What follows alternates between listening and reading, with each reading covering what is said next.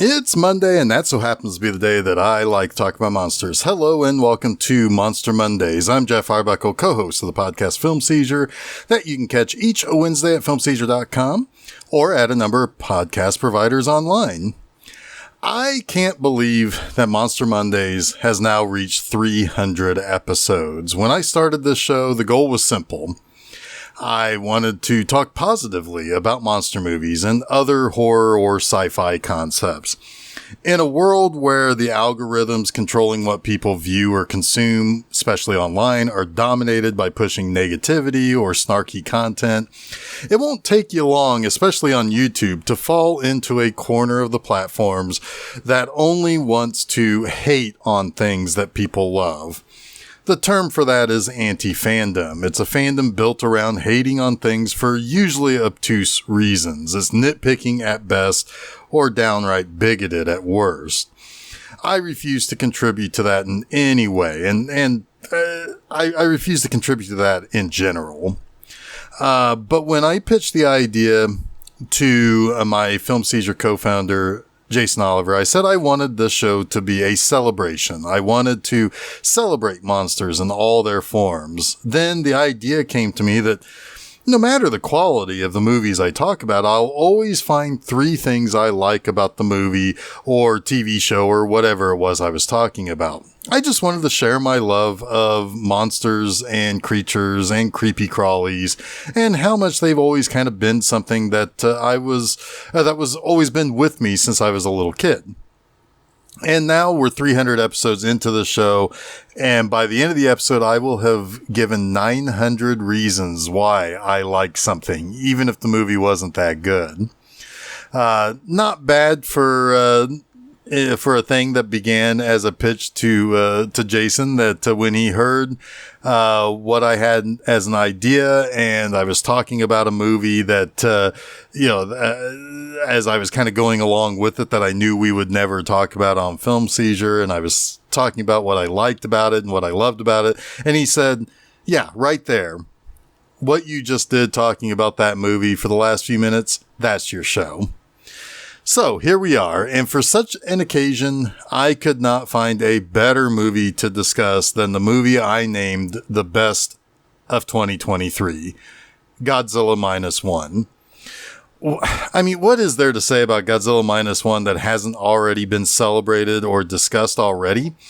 This movie maybe single-handedly proved Godzilla is so much more than what we all remembered as kids, with guys in rubber suits wrestling other guys in other rubber suits and bonkers comic book style plots. To use the term once again from Jason Oliver, this is Godzilla as metaphor, and that's when he's at his best. And I tend to agree with that when people say something like that. And, don't get me wrong. I love those bonkers comic book plot movies like Invasion of the Astro Monster or Godzilla vs. Megalon or whatever. But when Godzilla represents something more, something that turns the mirror onto ourselves as the dominant species on the planet, it just hits so much differently. The original Godzilla film from 1954 had everything to do with post-war sentiment, as did 2001's Godzilla, Mothra, and King Ghidorah Giant Monsters All-Out Attack, with Godzilla being kind of an embodiment of the spirits of the angry dead and suffering at the hands of the Imperial Japanese Army during World War II. That 2001 film would prove to be a major influence for Godzilla Minus One, and we'll come back around to that here in a moment, but 2016's Shin Godzilla also made Godzilla a metaphor for a recent real-world tragedy in Japan, and how bureaucracy can stand in the way of action, as well as how completely incapable we would be as the dominant species when our place on top of the food chain is challenged by something unbelievably powerful. Shin Godzilla at times almost plays like a horror film. Now, the origins of Godzilla Minus One is uniquely tied to the American Godzilla films made within that, with what Legendary Pictures calls the MonsterVerse franchise. So, and what I mean by that is that the agreement between Toho and Legendary stated that there could not be films made to be released in the same year from both studios. And so that means that Toho in Japan had to be a little bit more... they had to have a little bit more strategy around what they released. So after a 12-year break, 2016 Shin Godzilla basically rebooted the Japanese Godzilla franchise, but it was coming in the wake of the 2014 American Godzilla film that was a pretty good success at the box office and launched its own franchise. But when Shin Godzilla released and was both critically and financially successful, plus it won several awards at the Japanese version of the Oscars, Toho planned to make a whole bunch more live-action films. And they basically wanted to release a movie really whenever Legendary was not. However, they were probably smart to not doing so, as they had many ideas, lots of scripts, but frankly, none of them were deemed good enough to follow such a highly regarded film. But in 2019, Toho came back around to thinking about what would be the next Japanese Godzilla film. They created a whole division at Toho called the Godzilla Room that would basically be in charge of planning new films, plural. Now, the man they wanted to direct their next film was Takashi Yamazaki, and he was a perfect choice. For one, he was highly regarded as a filmmaker. Two, he was great with other pop culture greats from Japan, as he made a live-action space battleship Yamato film and directed a Lupin III animated film. But it was the completion of The Great War of Archimedes, a historical film about the building of the real battleship Yamato, that freed him up to work on a new Godzilla film. But this wasn't his first time being recognized as a very serious filmmaker, as well as a Godzilla fan. Earlier in his career, he made the film Always Sunset on 3rd Street, which was another critical darling and winner of a Picture of the Year at the Japan Academy Film Prize Awards, which is the Japanese Oscars. 2 years later, the sequel, appropriately named Always Sunset on 3rd Street 2, was again nominated for Picture of the Year. Now keep that one in mind, as we'll be circling back around to that in just a moment. But 7 years later, he won Picture of the Year once again for The Eternal Zero. Godzilla Minus One would mark the 4th time a film of his would be nominated for the top prize, and the 3rd time he'd win. And he was also the recipient of 4 Animation of the Year nominations, with 1 win for Stand By Me, Doraemon. And he's kind of like a big deal, and I think I've managed to prove that. But let's circle back around to 2 things that I mentioned. First, in Always Sunset on 3rd Street 2, the movie opens with a character having a nightmare about the city being destroyed, and more specifically, his business being destroyed. And who destroyed that city? Why, of course, it's Godzilla. Yamazaki designed Godzilla for that dream sequence specifically. And it's the opening of the movie, and it looks somewhat similar to what he would use as his -1 design for Godzilla. Now, so he's got some experience and obvious love for the big G, but he's also known for being a visual effects supervisor, as well as a film director, a writer, and an animation director. And he's kind of starting to remind me a little bit of like a Stanley Kubrick type of figure.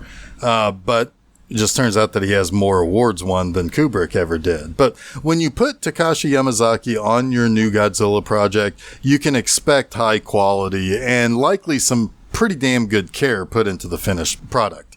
And I like that the movie's production began in early 2022 under the working title of Blockbuster Monster Movie. Yeah, that's probably about right. But because it would be labeled the official 70th anniversary production for Godzilla, some wondered if it would be a remake of the original. No, it's not. It would be an origin, but not a remake. The official title would ultimately become Godzilla Minus One, and the name of the movie has an inspiration from a Japanese science fiction novel called Minus Zero. But it's a title that's more indicative of the themes within the movie itself. The first theme it covers is how Japan was in what was called a post-war zero situation after World War II. And when Godzilla shows up, well, that puts Japan in a -1 situation. It's basically like you're continuing to cripple a country after they were left basically utterly destroyed. And it also ties to the main theme of loss throughout the film. -1, you're losing. It's always loss that's going on for most of this movie. And I'll be touching upon that a little bit later. But on a much more surface and shallow level, the -1 also refers to this taking place on a timeline before the original film, while not being a prequel or connected in any way. And when he was getting into writing the film, Yamazaki was heavily influenced, as I mentioned earlier, with 2001's Godzilla, Mothra, King Ghidorah, Giant Monsters All-Out Attack. It's the idea of a national reckoning for the war and the incredible pain and suffering of the people of Japan that's really heavily woven in to -1, as well as Giant Monsters All-Out Attack. Now, while Yamazaki always cited that film being one of his favorites in the franchise, he had completely forgotten a lot of the details, but said he realized going back to think about GMK that he was very clearly subconsciously inspired by it. And one thing he was desperate to avoid was a modern setting, because it would have been way too easy to use Shin Godzilla's inspiration, the 2011 Fukushima nuclear disaster, which also inspired the opening scenes of 2014's Godzilla. But ultimately, this is a drama that deals with anti-nuclear and anti-war sentiments, trauma, guilt, redemption, and hope. It's an exceptionally serious film, and when the franchise either goes hard on being really serious, or when it goes hard at being silly fun, you normally get something that is almost undeniably just a good time watching, or just a good film in the franchise. In the case of -1, it obviously goes for the former as opposed to the latter. All right, so there are so many more things I could say about the creation of this very special movie, which, if you kind of think about it, this is the 37th film made globally in the Godzilla franchise. And you wouldn't expect that the 37th film in any franchise or about any singular character could possibly be special. But here we are, and it's fantastic. But anyway, I'm going to get into the plot. Now, this film has been on Netflix for several months now, and if you've listened to the show or you like Godzilla, I have no doubt that you've seen it already. But I still want to say I am going to get into spoilers, so if you haven't seen it and you are still interested in seeing it, go over to Netflix and watch it, and then come back here. So, Godzilla Minus One opens in the final days of World War II when Koichi Shikishima, a Japanese kamikaze pilot, is landing on the Japanese Air Force repair outpost, Odo Island. And, well, he's claiming that there's something wrong with his plane and it's malfunctioning. The lead mechanic on the island, Tachibana, reveals that he and his team found nothing on the plane that seems to be a problem. So it's kind of obvious that Koichi is faking issues with the plane in order to not go forward with his orders to essentially die on a suicide mission. Not everyone on the island disagrees with his decision to more or less desert. But that night, a dinosaur-like creature the locals claim is called Godzilla attacks. And Tachibana suggests that Koichi get in his plane and use the 20mm gun to kill the monster. But Koichi freezes before he can fire, and Godzilla pretty much kills everyone on the island except for him and the injured Tachibana. And after being picked up from the island and the war now at its end, we see that Tachibana treats Koichi with disdain for being weak and a coward. Now, upon his return to Tokyo, Koichi discovers that while he was away, his parents were killed in the bombings of Tokyo. His neighbor from across the street, Sumiko, tells Koichi that she blames people like him because if there were more people who did what they were supposed to do in the war, her children would not have died in the bombings as well. And I assume her husband did too. But yeah, or at least he was either a combatant or he died in the bombings. But she's been left alone with pretty much nothing. But as Koichi starts to settle into his post-war life as best as he can, he soon meets a girl named Noriko. Now, he meets her by seeing her run by after being chased by a vendor on the streets who she stole from. And basically thrust a bundle into his arms, which turns out to be a baby. Now, she found the baby who was orphaned by the bombings as well, and so she's been caring for it. And as time passes, Koichi and Noriko grow close, but refrain from having a traditional romantic relationship despite her raising the child, a little girl named Akiko, and Koichi supporting them. Koichi suffers from a severe case of survivor's guilt over being unable to try, at least, to destroy Godzilla on Odo Island.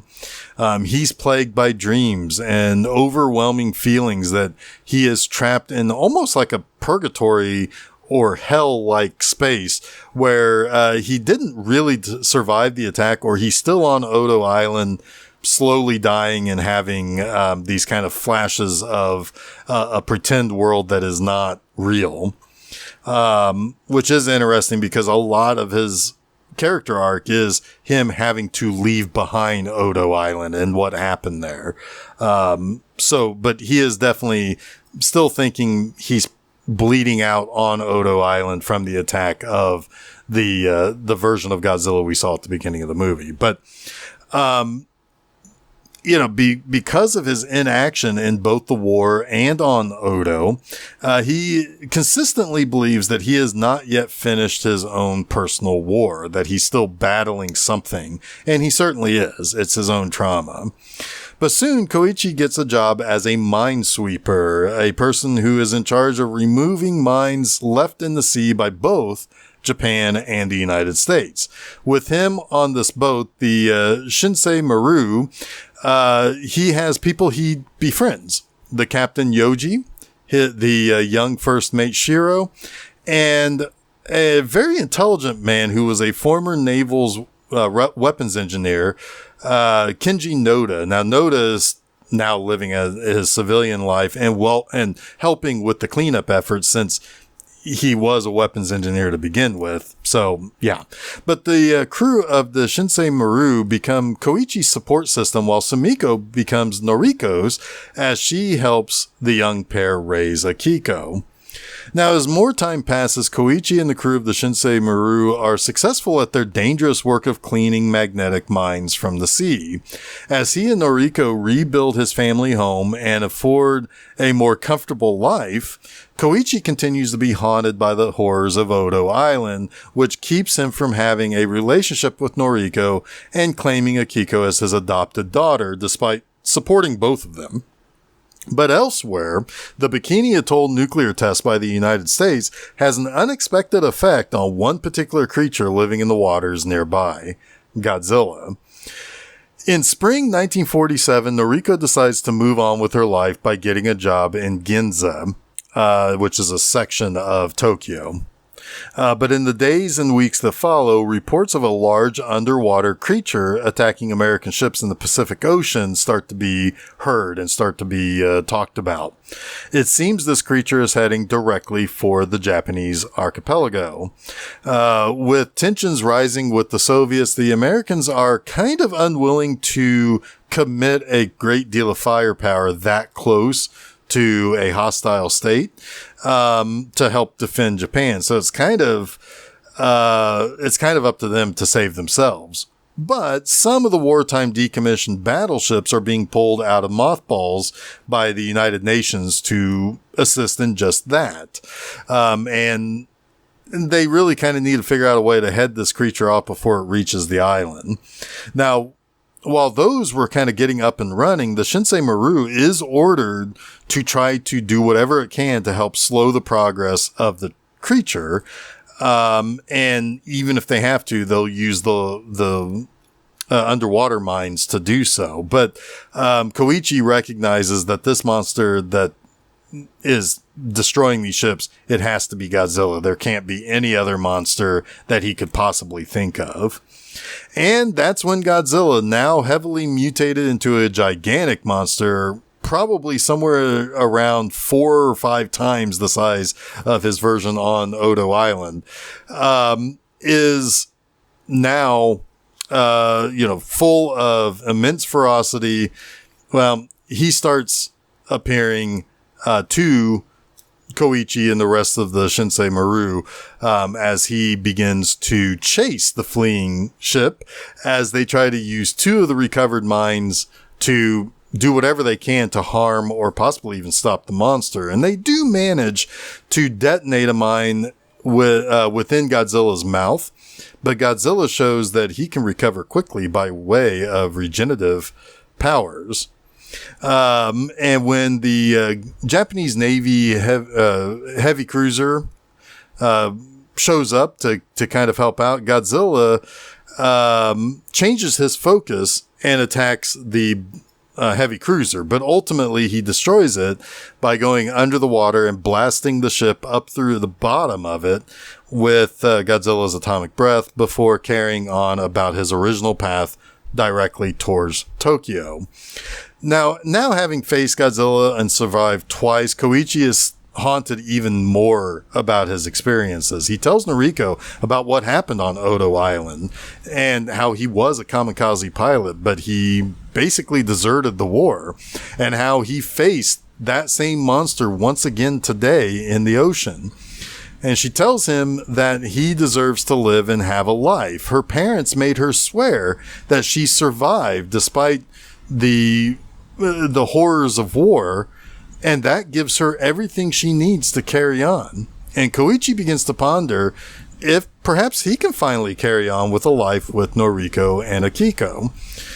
But a few days later, Godzilla arrives on land in Ginza, where, of course, Noriko works. As Noriko comes face to face with Godzilla and attempts to escape the attack alive, Koichi arrives in Ginza to try to help her escape all the carnage going on around her. But when the Japanese self-defense force attacks Godzilla with tanks, he gets pretty angry about that and lets off a blast of his atomic breath that pretty much destroys the entire district of Ginza.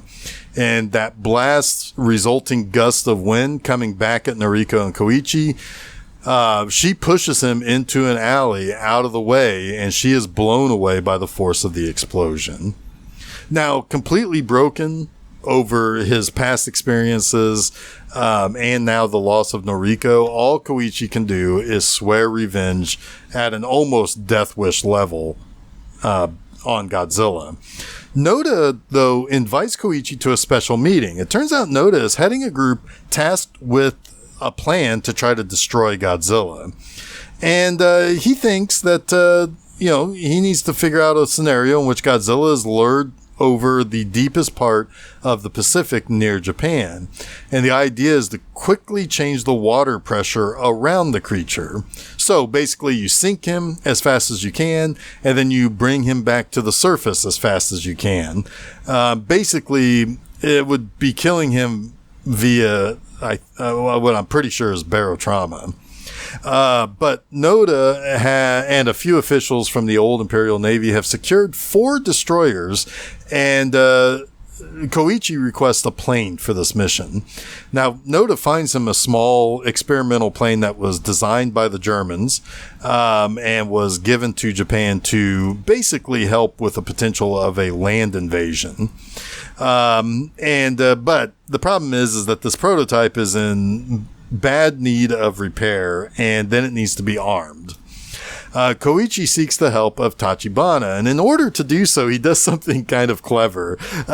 He sends letters out blaming Tachibana for what happened on Odo Island, basically to lure him out of hiding and to get him pissed off enough to want to seek out Koichi. But Tachibana agrees to begin working on the plane while the rest of the people working on the other part of the plane out in the ocean are getting both the destroyers ready for and the decompression devices to be set up properly to take on Godzilla. Now, as Godzilla makes his way back to Tokyo, the plan goes into effect. Koichi first lures Godzilla towards Sagami Bay in the plane. And in the bay, they use unmanned destroyers to goad Godzilla into using his atomic breath, knowing that it's going to take some time for him to recharge that. The destroyers, manned by a ragtag team of civilians, succeed in wrapping the Freon tanks around Godzilla that's going to be used as that kind of decompression agent to suck him underwater. But unfortunately, he's not quite as affected by the quick decompression and compression that they were hoping to see. Now, granted, he is a little stunned. He is, he does the decompression, changes his body temperature, so he forms ice around his skin. It does some things, but it's not killing him. So, Shiro, the young first mate of the Shinsei Maru, was rejected by Noda and his former captain Yoji. So he helps the ships that are taking on Godzilla directly by basically mobilizing a bunch of other tugboats and such that are piloted by mostly older guys who aren't really going to be up for the final battle with the monster and kind of aged out of combat form. But when Godzilla, is injured, he's far from dead, and that's the problem here. And he's about to charge up an atomic breath blast to kill everyone on the destroyers when Koichi heroically flies his plane directly into Godzilla's mouth and blow it up using a massive bomb that he requested be placed on the plane when Tachibana was setting it up. But believing Koichi has sacrificed himself for the revenge, Noda, Yoji, and Shiro are overjoyed to see that unlike the fighter planes Japan had in the war, this German prototype sent to Japan had an ejector seat, and Koichi survived while Godzilla crumbles to pieces. As the final plan of attack was underway, Sumiko discovers by way of telegram that Noriko actually survived the blast in Ginza. So Koichi and Akiko go to the hospital to be reunited with Noriko. She asks if Koichi's war is finally over so that they can basically be together and now start to hope for a better life. But on her neck, a bizarre mark creeps around, showing her surviving Godzilla's attack is not without some deep scars, both physically, emotionally, but also in terms of their trauma, their collective trauma. And speaking of Godzilla, underwater, a chunk of his flesh that crumbled away is now regenerating, showing that one day he's coming back. So let's talk about three things I like about Godzilla Minus One. And it's kind of funny to say it that way because there's about a million things I could list, but I'll do what the show's always done, keep it to three. First, the tone of this movie is just simply amazing. This is serious drama on the highest order. Some of the greatest bits of themes in this movie that make up its tone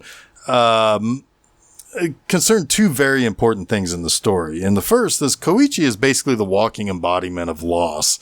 He lost his cool to be a kamikaze. He lost the ability to act when he could have fought Godzilla on Odo Island when the chips were all on the table. He lost his parents. He lost the respect of a neighbor he knew pretty much all his life. He lost Noriko with Godzilla's first attack on land. Then he's more than willing to lose the rest of his life to get his revenge against the monster. But on the other side of this, we have determination. And while Noriko is the embodiment of determination, for which I will definitely comment on in just a second, the will of the people to go to war one last time, this time against Godzilla to save themselves, instead of fighting for an imperial government who arguably didn't have a great deal of care or sympathy for their soldiers. This is a part of the film that I truly find amazing. This is not a military operation to defeat Godzilla. It's the people saving themselves. And it shows you the will of the Japanese people, and it's really kind of beautiful. But if Koichi is the embodiment of loss and trauma and just deep emotional pain, then there is no more determined person in this whole movie than Noriko. She says herself why she must survive. She's determined to make good on the promise to her parents when they were dying.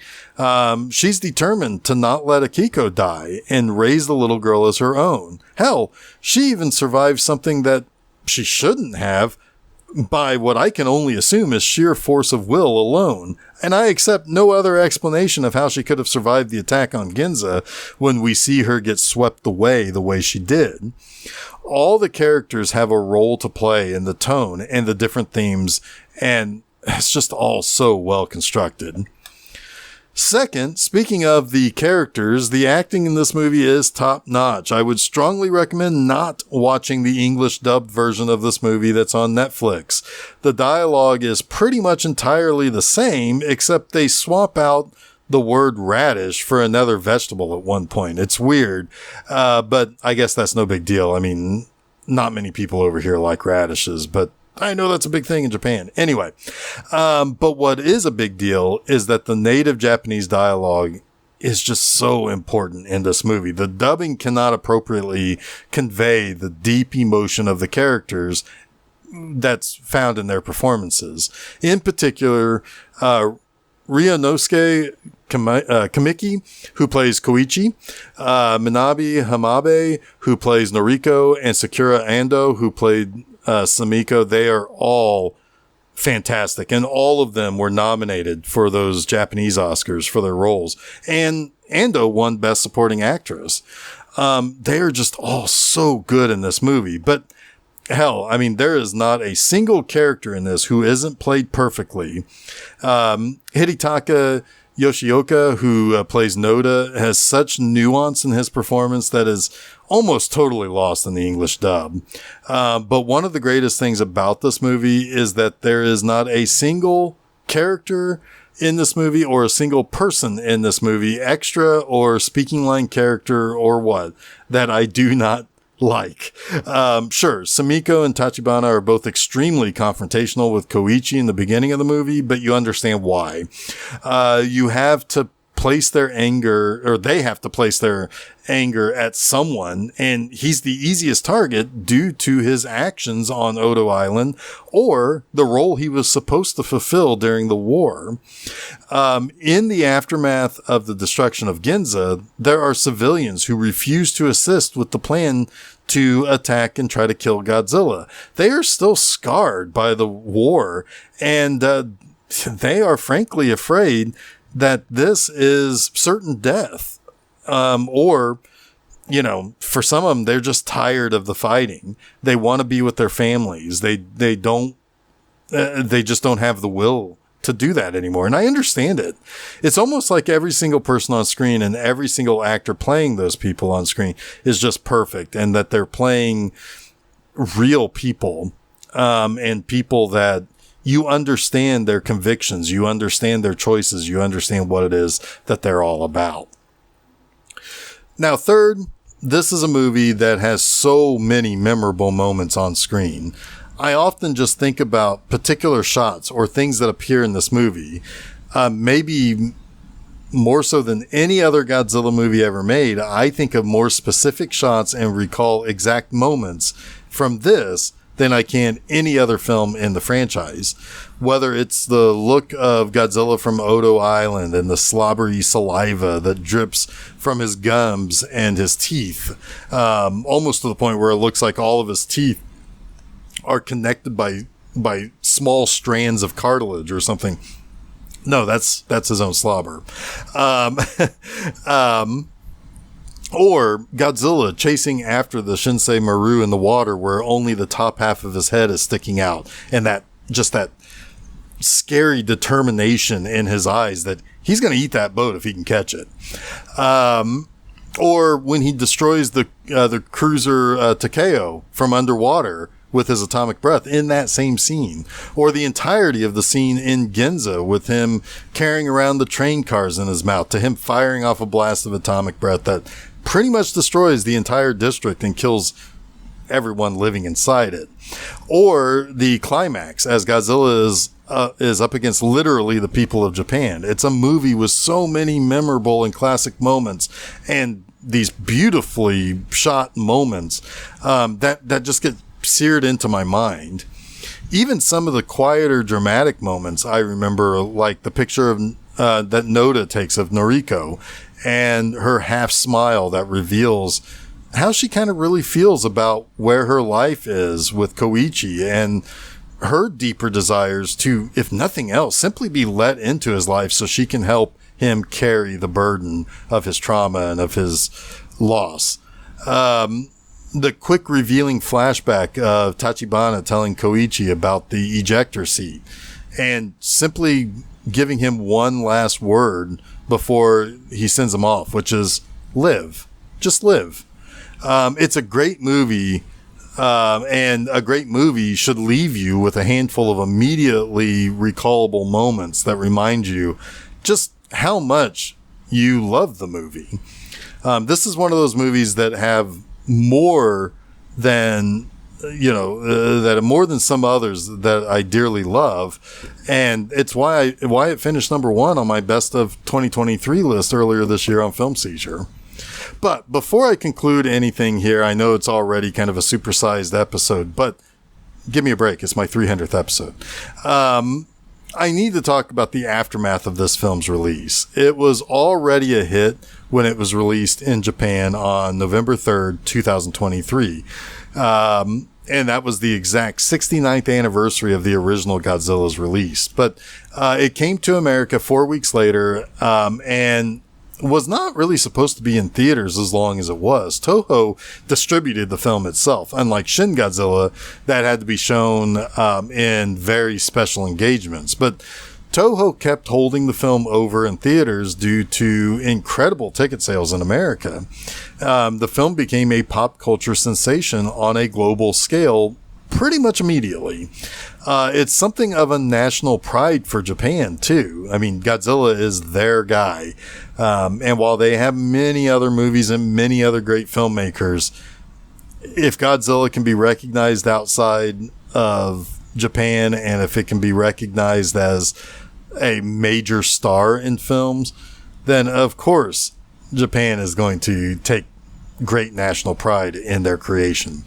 But critical response to the film was through the roof on Rotten Tomatoes, getting a 98% fresh rating across 203 reviews. It's kind of funny, of the 6 or 7 reviews that gave it a negative score, first of all, no top critic on the site gave it a negative review, but a lot of the people who didn't like the movie mostly kind of pointed towards that it wasn't fun, that it wasn't like the old Godzilla movies. And it's like, I mean, come on. It's, but whatever. I'm not here to pick a fight with them. I'm here to talk about positive things, remember? But anyway, the big moment came on Sunday, March 10th, 2024, when Danny DeVito and Arnold Schwarzenegger came out on stage at the 96th Academy Awards, talked about being Batman villains, wanted to beat up Michael Keaton because he was Batman. And then, as if all of this was a script that I wrote for myself, they then awarded an Oscar to Godzilla Minus One for Best Visual Effects, a movie that reportedly cost somewhere around $15 million, beat out these other gigantic tentpole major studio films that spent probably 10 times that amount on their special effects. And as a fan of a series that often got derided when I was younger for its dubbing or the silly monsters or the, at times, comical monster fights and storylines, I mean, talk about a great moment for the fans and for Toho and for Takashi Yamazaki to stand on the stage of the Academy Awards and accept the one award that almost every filmmaker or actor wants to get, which is the Oscar. And that's why this had to be the 300th episode of Monster Mondays. I don't think I needed any more reason than that. The moment I heard the Godzilla theme playing at the Oscars, I mean, I knew I would be choosing that movie for this moment for Monster Mondays. But that wraps up this week's Monster Mondays. You can catch a new episode of both Monster Mondays and Film Seizure at filmseizure.com.